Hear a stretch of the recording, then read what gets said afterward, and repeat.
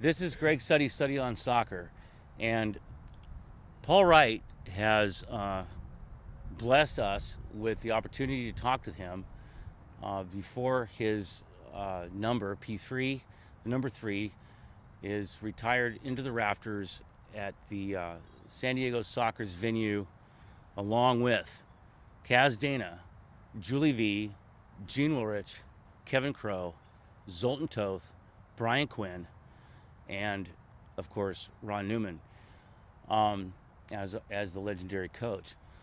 I have a little bit. First, let me just, Paul Wright, thanks, man, for joining me here. Oh, my pleasure. We met here a year ago, and let me just start with that conversation a little bit. First off, that interview is available on Turf and Boards. Any of the viewers can see that still here at this venue. Here, this is Presidio Park in San Diego. It's a beautiful little pine tree park. We're probably 2 miles from the ocean. But what happened that day that was, I think, profound was we met with Cowboy Salazar, and the discussion started, I think, about the fact that you deserve your number and your name with those greats in the rafters for the San Diego Sockers. Now, I kind of took that ball and ran with it a little bit, and I'm going to offer that before we go into this discussion any further. My argument for Paul Wright, this is why I feel that this is the right thing to do. He was, the San Diego Sockers put up a vote. Fernando Clavijo, Victor Noguera, Branco Segota, Steve Zungel, and Paul Wright were offered to the fans, to the media, to the alumni, to the current fans, and to the staff of the San Diego Sockers for vote. And it was, it lasted about a year. I mean, it lasted almost a year. This whole vote took place. Now, I don't know exactly what the numbers were, but a few months ago, I was told that your total vote exceeded the combined total of everybody else. Oh, wow. I didn't know that. And it may not have ended that way, but I know it was that way at one point during the course of the voting. Now, my feeling for Paul Wright's honor to be to this end was a couple of things. One of them had to do with the fact that Paul started playing for the San Diego Sockers during the first incarnation of the team. And he was part of those great legendary championships. He also played under Brian Quinn during a period of time that didn't come up with championships in the second incarnation of the team. Mm-hmm. And he also played with the most recent team under Phil Salvaggio that opened up with a stretch of 4 consecutive championships. Paul Wright has 7 rings. I think he probably brought some of them with him. The earlier conversation, we concluded that he may have the most rings, or at least tied for the most rings, of any player besides the coach Ron Newman, who got all 10 of the early ones. As it turns out, I've learned that Kevin Crow got 8, and Brian Quinn got 8. Both of those guys' numbers are retired in the rafters in San Diego, right? Legendaries, yeah. Right. Paul Wright also has the honor of having the fastest goal scored from a start. Now, I'm going to ask him to expand on that a little bit, but it was a 3-second goal. So let's talk about that just a little bit. Okay, yeah, that was in Baltimore. I think that was my rookie season. We had practiced it a couple of times at practice, and it had worked at practice once or twice. And we just had a play where it was either Bronco or Wad had Hermes, whoever was in the middle, and if the defense was up really close, and we thought that we could get it over the top. And this Baltimore, it's a small field. They wanted to attack us right off the bat, and we saw that they were up really close, and we thought, why not give it a shot? And the rest is history. It was an impressive goal. No, And- it's definitely a plan play. Yeah, we'd worked on it in practice, and everyone on our team knew that because it happened to our defenders a couple times, so they knew when they saw him that close that it could possibly happen. And yeah, sure enough, we pulled it off. Right. Nobody's beaten it since. It's going to be That'll hard. be tough. It's going to be That'll be tough. tough. It's going to be tough. Yeah, word's out now. One of the other things that my argument stands on is that Paul Wright represents the current team. You were recruited by, I would have to imagine it was Phil, Mm-hmm. Yeah. along with Craig Childs and Aaron Susi and some of the guys that came in the early portion of that, pulling the new team together that played in Del Mar. Yeah, Talk no. about that. When I first the first meeting I had was with Phil and Nate Hetherington. I was a good friend of Nate's, and he said Phil wanted to bring a team back, and he was interested in bringing me out of retirement. And we sat and we had lunch, and the three of us, and he told me about the plan to bring all the local guys back, and a lot of the local guys that played at State, played at USD. Scotty Martin, the Childs, Right. and a lot of those guys. Yep. And I've always thought we've had the most talent here in San Diego, and he started bringing those guys in, Medina, and I love the rest Medina. of those guys started coming in, and that was our team, and Susie came in after that, and yeah, we won some championships. I started to mold those guys, and taught them what it was like to how to win, and hopefully I left it in good hands. Did you ever wear the captain's band during that period? I don't think I've ever worn the captain's band in any of my phases as a soccer player. I'm obviously an individual. I don't, I lead by example. I'm not a vocal, rah-rah. Most of my vocal stuff is Scoring the goal. directed at the other team, not so much my That's called players. professionalism. Thank you very much. So no, that wasn't my role. It's kind of know your role. That wasn't my role. Right. So, but I have to assume that a leader, obviously, because of your experience and Oh, yeah. your maturity on the field.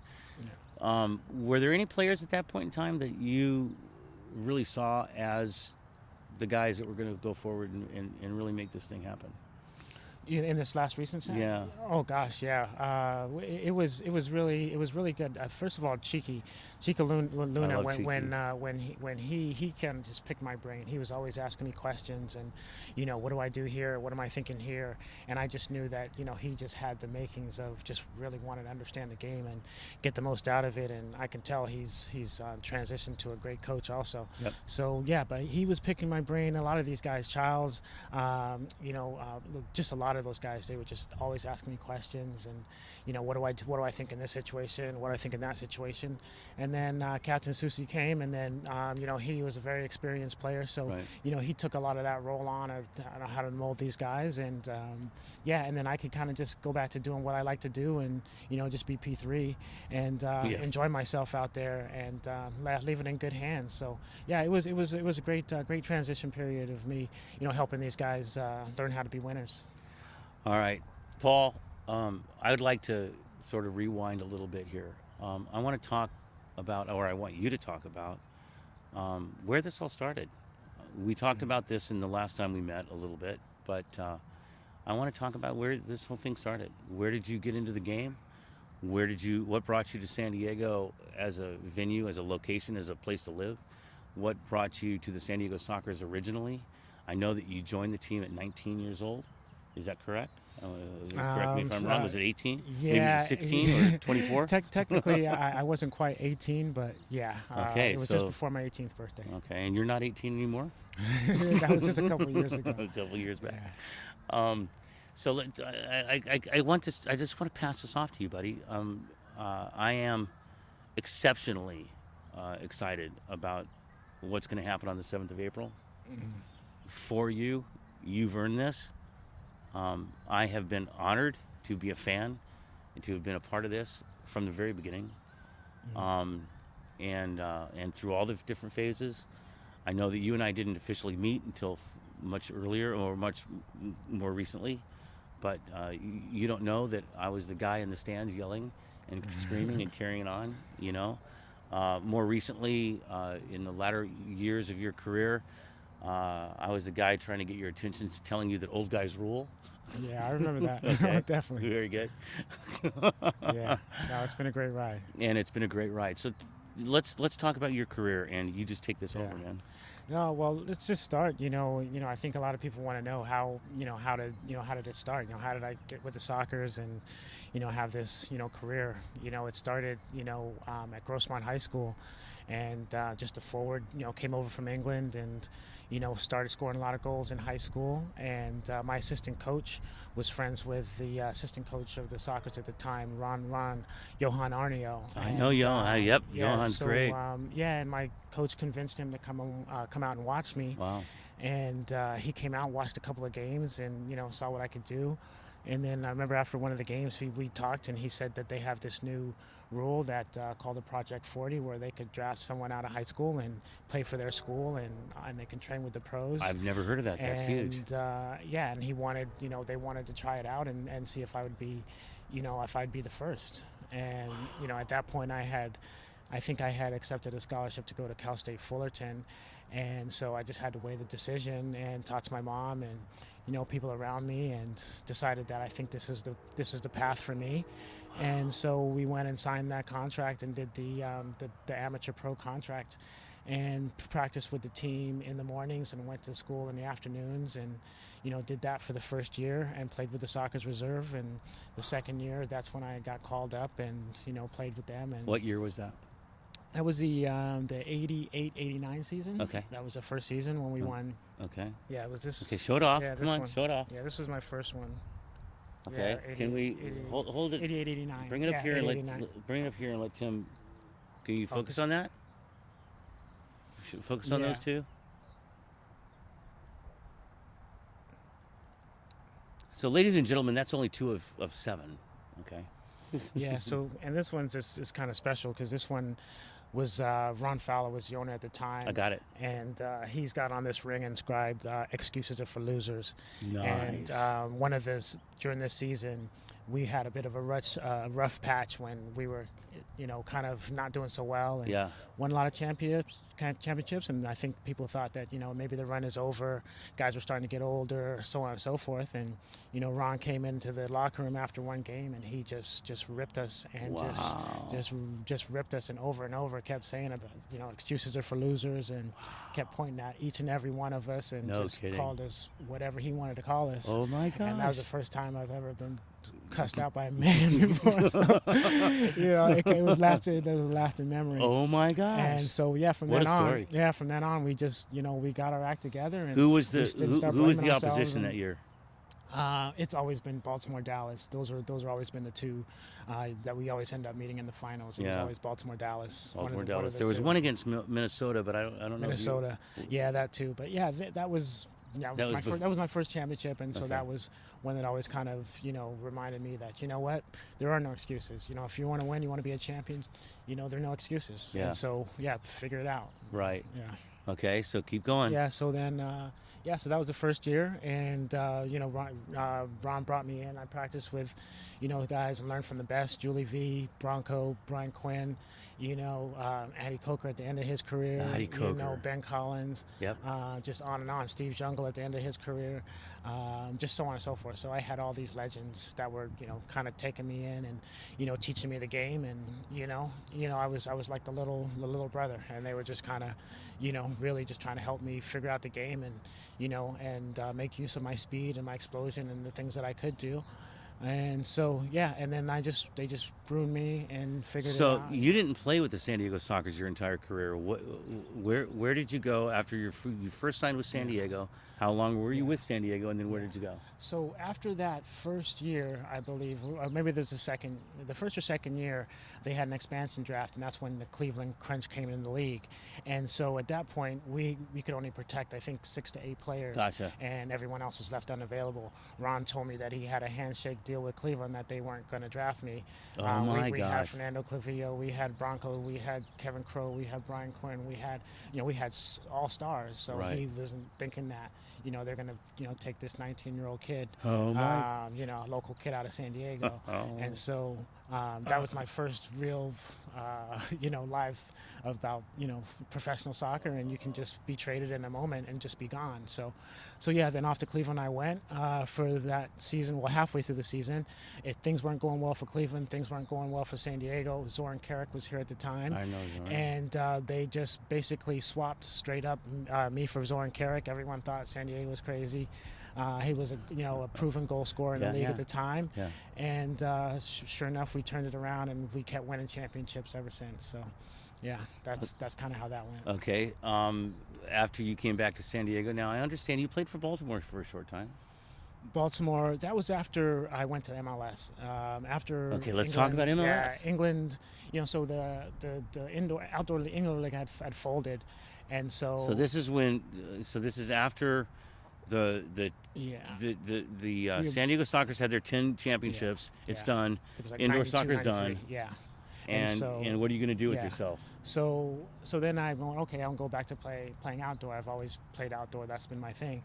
So I went to England and played in England for a year. Too cold, didn't like it back there. MLS was starting. Thought it'd be a good opportunity to come back. And played in MLS in Kansas City for 4 years. For Ron Newman. For Ron Newman. Awesome. And so that was great. We had a great connection out there. Yeah. We brought some of the San Diego guys and that culture out there. And came close to winning a couple out there. And then I just always had the love for indoor. And Baltimore came calling. And they wanted to see if I'd want to come back and play some indoor. And so, I decided to go back and play some indoor. At that point, I thought towards the end of my career. You thought? Yeah, seriously. And so I played there for, I think, about 4 years. Yep. And, I think... and then I wanted to kind of end my career here and finish off with Quinny and those guys because Quinny was coaching. So, I came back for that stint and came back and played with Quinny and those guys. Was that the CISL? CISL, yeah. Okay. And that was moderately successful. I mean, there were no championships during that run. The team was respectable, played respectably. The league didn't work out. I got to ask, though, about Baltimore because Baltimore, of course, I mean, they're standing on a number of championships. Did you win a championship there? No, I got traded back to here the year that they won their first championship, and I think they won a couple more after that. Gotcha. But yeah, we built a great foundation there with Tariq and Dennis Cabral and Lance Johnson and Danny Kelly, who's the coach now. Yep. And we had a great run. We came close a couple of times, and we figured out a couple of things of what we were doing wrong, and we got close a couple times, but. Yeah, they figured it out. They figured it out at some point and went on a run. So really, really happy for those guys. Really proud of them. Yeah. So then you're thinking that maybe your career is over. Did you actually retire? Yeah. No, okay. I was done. We're done. Until I had met with Phil and Nate that afternoon for lunch. I had no desire to come back and play, and I still really they really had to talk me into it, and it was a really hard sell. But with the local talent and everything, that's kind of how they sold me. I've loved San Diego. I've always thought we've got the best players here, and for a chance to start this and kind of put my last footprint on these local guys. Right. I thought why not. What did you think coming into the PASL? The level of play, the level of players, the level of skill. Of course, you guys are coming into the Del Mar Equestrian facility at the time, so it's not the sports arena anymore. How did that feel overall? It was definitely a different feel. It was definitely a different era. But it was a new era, and things had to be different. And I thought that was a great way to bring it in. It was a whole different group of players, a whole different genre. So I thought that was great. We still have some great memories from. We won championships there too. No kidding, so man. No kidding. Wherever you're celebrating, that's where you're gonna remember those memories. So it was great. Yeah. So Phil pulled you out of retirement. You played for the Sockers for how many years before you abandoned us up to Anaheim? Okay, so I think we. I'm gonna rag you on that Oh one. no, that's okay. I think I had one. We won two, Right. and they came into the league again, and it was kind of one of those things where we were winning. It was easy. Yeah. And Was it easy? yeah, it got easy. Okay. And I remember Ron always told us, we have to be ambassadors for this game. Right. And Awesome. we have to sell the game. Well played. And so the way I looked at it, it was close. Yeah. If I went there, we could create a rivalry. Yeah. And it did. And look what we got now. No kidding. We've got a rivalry now. Well, and you're playing for Bernie up there, yeah, right? And it wasn't about that. It was about the bigger. It was about the league. It was about making the league, viable. And just trying to challenge myself and just create like a rivalry. Well, it was a beautiful rivalry that was created, and I got it. I told you I was going to rag you on it, and it's really not the truth, because the truth is that I have hats off to you, because it actually did what you're talking about. You came into San Diego. This is, I think, this was after the Sockers returned back to the arena, and you came into the arena playing for the Bolts, and you have a swagger. I'm just saying, you do. That's just sort of how you roll, and that swagger coming onto the field. Carrying the Bolts brand. I even think I remember you saying, "This is my house." I probably said that. Yeah. And it was just it was a beautiful event. The whole thing turned out. Now looking back, part of the thing that disappoints me just a little bit is that had you stayed with the Sockers, you would have 8 rings instead of 7. Oh yeah, no, and it's but that's the thing, everything happens for a reason. Absolutely. There was always a bigger reason why this whole thing happened. Yeah. Now the jersey's going up. It's bigger than me. It's always been bigger than me. I've had so much help and support along the way. Like we talked about before off camera. I was surprised Bronco's not up there. Right. He's been my mentor. Right. Brian Quinn. Those guys I modeled my whole game after. So yeah, this has been bigger than me, and it's I'm just so happy for a lot of people. They get to kind of celebrate this whole thing with me. I'm celebrating it with you, buddy. Exactly. Yeah, no, I'm celebrating it with you. Yeah, a lot. The first time I got a chance to see you the other night, after this whole thing has been announced, it was almost like a reunion. I mean, just being able to give you a big hug and how this whole thing has turned out. There are other teams, I would imagine every other team, that has a wall of fame or retired numbers. I don't know how those teams operate their systems. I don't know how they make their choices. I know that the Baltimore Blast, in example, have like a wall of fame. I mean, there's, I don't know, a dozen guys in rows on a banner, and they're all worthy. But the San Diego Sockers have like a handful. I mean, just now over a handful, not 2 handfuls. I mean, it's rarefied air, pal. Yeah.